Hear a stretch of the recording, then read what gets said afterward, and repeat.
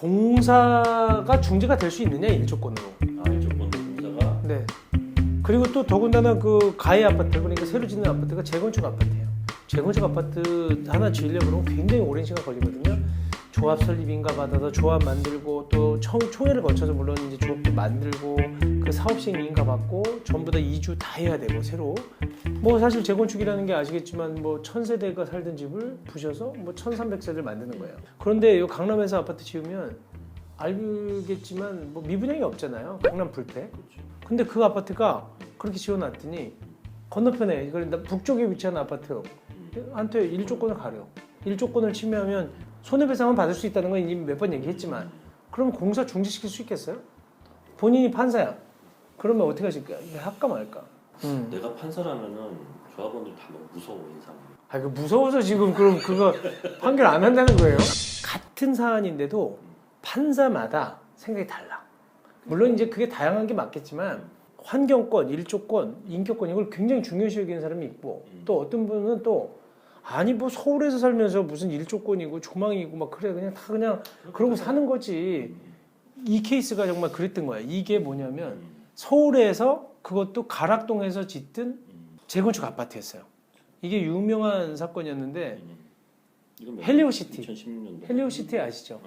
헬리오시티가 송파구에서 지은 재건축 아파트 중에 굉장히 단지 그 한 10,000세대 정도가 들어왔던 굉장히 큰 단지예요. 근데 이 아파트 뒤에 동부 센트럴베일 아파트가 있었어요. 그리고 그 앞에 헬리오시티가 들어왔는데 헬리오시티는 35층. 그 다음에 이 가락동 이 동부 센트럴베일 아파트는 최고 층수가 15층이에요. 15층짜리 아파트가 남쪽에 갑자기 35층짜리가 들어오는 거예요. 그러면 이 뒤쪽에 있는 집들은 일조 침해가 얼마나 심하겠어요. 그리고 또 보시면 이 채권자들 아파트 동부 센트럴베일 앞에 짓는 것도 좋은데 일자로 이렇게 지었잖아요. 판을 이렇게 판상형으로 지었어. 그리고 이 공간이라고 하는 건 이 공간밖에 없는데 그 앞에 또 이 아파트가 또 이렇게 세워져 있네. 세워져 있네. 그러다 보니까 이 뒤에서 볼 때 뭐만 보이겠어요? 완전 24시간 밤이겠네 그냥. 다가리가. 그렇게 느끼지. 그러니까 앞으로 볼 땐 전부 벽이 완전히 이렇게 병풍처럼 둘러싼 것처럼 보이는 거예요. 거기다 35층짜리면 높이가 어디까지 얼마나 되는 줄 아세요? 이게 2.5m 정도 되거든 한 층에. 그러면 30평만 돼 30층만 돼도 75m가 넘어요. 그럼 80m, 90m가 넘겠죠. 이런 아파트들이 들어오면 저층에서는 굉장히 압박감을 느껴요. 개방감도 상실되고. 그러다 보니까 공사금지 가처분 소송을 냈어요. 이거 이렇게 지으면 안 되니까 공사 좀 중지하세요. 그랬는데 1심에서 어떻게 됐냐? 인용했네? 아니 이거는 인용한 거는 책 보고 얘기하지 말고요. 질문을 들으세요. 어떻게 1심에서는 졌어. 아 1심에는? 1심에서 거기도 합의부 재판부였는데 그 동부지방법원에서 재판을 했는데 동부지방법원에서 뭐랬냐면 글쎄 그 재건축 아파트가 여기도 적법하게 사업시행 인가를 받아 지은 거고 이미 분양도 다 됐고 뭐 그리고 여기에 어차피 재건축 아파트가 들어서면 해 가린다는 건 어느 정도 뭐 다 인식했던 거 아니야? 예견했던 거 아닌가? 이렇게 판단을 하신 거예요. 그래서 1심에서 공사금지가 좀 기각됐어요. 그러면서 하시는 얘기도 말이 되지. 이 부지에 아파트 짓는 건 이 재건축 조합원들이 뭐 평생을 여기 아파트 지으려고 했던 거 아니에요. 내 집이 여기가 아시겠지만 지금 얼마나 비싼지 아시죠? 이 헬리오시티가 한 채가 뭐 30평짜리 아파트가 지금 한 25억이 넘을 거예요. 지금요. 가락동에 여기 사는 이유가 여기에서 내가 여기 5층짜리 집을 갖고 있다가 재건축만 되면 이제 한번 이제 피는 거지 인생. 그렇죠. 그렇게 생각하고 있는데 갑자기 공사를 중지시켜? 이거는 그것도 일조권 때문에 그리고 앞에 아파트도 뭐 언젠간 또 여기 재건축할 거 아닌가? 자기들 재건축 나중에 할 때 해 더 잘 받을 거 아니야. 그런데 그 이유 때문에 여기를 공사 중지시키는 게 말이 되냐? 그래 그런 이유가 여러 가지가 있는 거예요. 그래서 기각을 시켰어. 그래서 저희가 항소를 했어. 항고. 이건 항소가 아니에요. 항고를 했는데 가처분 기각 결정에 대해서는 항소 일반적으로 우리가 얘기하는 항소심이 아니라 이건 결정에 대한 거기 때문에 항고예요. 재판에 대해서 1심에서 불복하면 항소를 해. 그 다음에 고등 2심 재판, 항소부의 재판에 대해서 판결에 대해서 불복을 하면 상고를 해. 그래서 우리가 항소심, 상고심 그러는데 기각하는 결정에 대해서 우리가 다툴 때, 불복할 때는 그거를 항고한다 그러거든요. 항고를 하는 거예요. 그래서 항고를 했어요. 그랬더니 고등법원 판사님은 보는 관점이 달랐던 거지. 야, 이거는 말이야 너무 높다. 아무리 여기가 재건축 아파트라고 하더라도. 그리고 해가 어느 정도 안 들었냐면 하루 종일 동지를 기준으로 해서 연속해서 하루에 30분 정도도 해가 안 들어. 그다음에 총 해가 드는 시간이 1시간 미만이었어요. 그러다 보니까 야, 이 정도는 공사 금지시켜 일단. 그리고 나서 합의를 하든지 아니면 층수를 변경하든지 낮추든지 해라라고 해서 고등법원에서 어떤 판결을 했냐면 공사금지 가처분을 인용하면서 23층을 10층으로 낮춰라 이런 거예요. 그러다 보니까 반도 넘지. 그러니까 이분들이 이렇게 생긴 거거든. 여기 보면 이 백이동은 서양이었어요. 근데 여기는 103동은 남양이었고 옛날에도 이렇게 남양으로 재건축 전 아파트가 있었죠. 이게 5층이었기 때문에 침해가 별로 없다가 이게 확 올라오면서 이렇게 된 거거든요. 그러다 보니까 난리가 났지. 우리 아파트 들어가려고 하는데 10개 층 날라갔다고 하니까 난리가 났죠. 그래서 지금 그러고 났더니 이쪽 재건축 조합에서 합의가 들어왔어요. 그래서 여기는 물론 얘가 30억이 좀 넘게 합의를 했나? 그러니까 50세대 기준으로 한 30억 좀 넘게 합의를 했으니까 굉장히 그래도 많은 금액으로 합의를 한 거예요. 집집마다 금액 차이는 있고. 저도 이게 2016년도에 제기가 된 거라 아마 2017년도에 헬리오시티가 공사 금지가 됐을 거예요. 이게 사건 번호만 2016년으로 돼 있고. 그래서 이 판결이 나오고 나서 우리가 이 판결을 제가 느낀 건 참 사람이 생각하는 바는 다르다. 똑같은 기록을 보더라도 1심 법원 판사 다르고 고등법원 판사가 다른 거예요. 이게 어떻게 보면 또 저는 긍정적인 것도 있어요. 왜냐하면 전부 다 뭐 기계적으로 그러면 뭐 그 1조 침해가 있다 그러면 다 공사 중지시키면 되겠어요. 여러 가지 상황을 보지만 1심 법원 판사 다르고 또 고등법원 판사 다른 게 다양성인데 사실은 그러다 보니까 지구 이기는 사람들 입장에서는 서로 잘못된 거야. 이 고등법원 판결에 대해서 우리는 참 좋은 판결이다라고 하지만 그렇죠. 헬리오시티 입장에서는 말도 안 되는 판결이라고 하는 거지. 조합원들은 뭐막 들어눕고 그랬을 것 같은데. 난리가 났죠. 왜냐하면 그것 때문에 그 조합원 분담금이 올라가기도 했으니까. 사실은 여기뿐만 아니라 저희가 지금 대치 청실 아파트 있잖아요. 그것도 제가 공사 중지시켰었어요. 단대부고 있잖아요. 제가 단대부고 졸업했는데 그 단대부고에 해 가린다고 해서 공사 금지시켰었어요. 거기. 그 목요를 또 이렇게 지켜준 그렇죠. 거예요. 근데 거기도 청실도 재건축 조합이었거든. 아, 그것 때문에 독창에 잡혔구나. 그랬나? 난 몰랐네. 보상을 받는 거네, 그러면. 그렇죠. 그래서 어떤 사람들은 그래요. 이게 보상을 받고 공사 금지가 됐는데 그럼 어떻게 됐냐? 그러니까. 가처분 되고 나서 그 이유가 더 궁금해. 그 다음에 이제 이쪽에서는 본안 소송, 진짜 공사 금지 소송에서 합의를 했지. 야 이거 빨리 합의하자.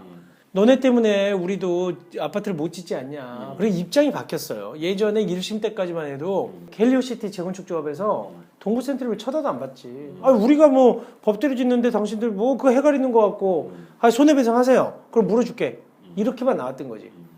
입장이 바뀌어서 원만하게 합의를 해서 끝났거든요. 제가 볼 때는 공사금지 가처분을 인용해 준다는 거 이거는 어떤 면에서는 무기를 평등하게 하는 것도 돼요.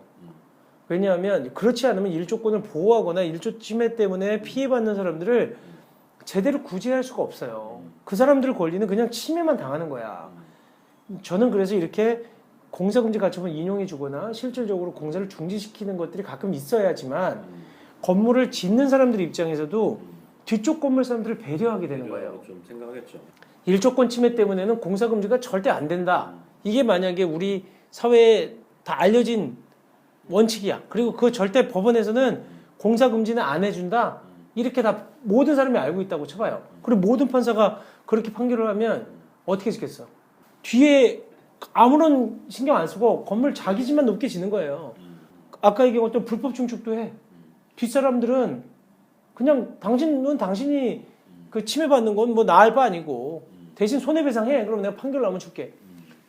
일조권 때문에 소송배상 판결하는 동안 걸리는 시간이 1심만 1년 반이거든요. 그래서 저는 이렇게 공사금지를 심한 경우에는 공사금지를 시키는 것, 가처분을 인용해 주는 것이 어떻게 보면 사회가 그 정말 내가 함부로 집지면 안 되는구나. 배상해 줘야 되는 거를 일깨워 주는 것이 되기도 하고 이게 배려, 그 다음에 배려할 수 있는 마음을 만들어 주는 거예요. 법에서. 제가 그래서 오늘 얘기 드리는 게 이게 공사금지 가처분 여기서 2단계인데 공사금지 가처분을 하면 이것도 3개월에서 8개월을 걸리거든요. 공사금지가 1심에서 기각이 됐던 거예요. 근데 저희는 기각되고 나서 손해배상으로 간 게 아니라 항고를 했지. 그래서 공사금지 가처분을 인용받은 거였는데 어쨌든 이 손해배상으로 가게 되면 소송이 너무 오래 걸리거든.